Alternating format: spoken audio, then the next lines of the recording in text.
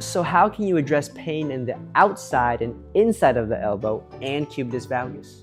Well, I'll show you how I treated it. But you see, sometimes elbows can be in pain because of a very common issue, which is overloading.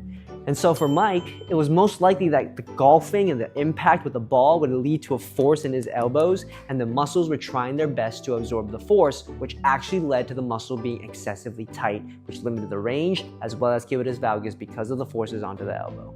But as you saw in the previous video, we were finally able to access newfound range. So is it possible to resolve Mike's symptoms? Short answer is yes and no. Because see, if we can strengthen in the ranges where there's a problem, that should lead to improvements with the symptoms. And that lateral and inner portion of his elbow having pain, based on our assessment, it was a tendinopathy.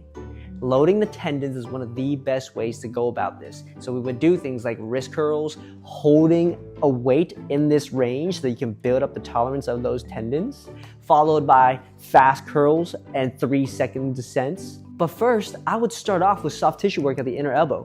Did some of these mobilizations that we can do to facilitate the natural movement of the elbow to improve that range even more. Now with the cubitus valgus, that was just something we could not fix. It's not something that we can just easily push back into place. But the big thing is the pain that he's experiencing. So remember golfing? To help with the pain during that, I had him do holds in these golfing positions, followed by some of these to improve his strength. And so what was the results from all of this?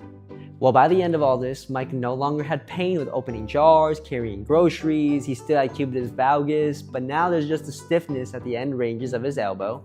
So he added an elbow brace as a little bit of support when he's golfing, but all he mentions now is this mild stiffness that occurs after he does golfing. So by then, he was confident in the way that he could manage the symptoms, and so we ended up doing a discharge right there. So if you have pain anywhere in your body, go ahead and hit that follow button.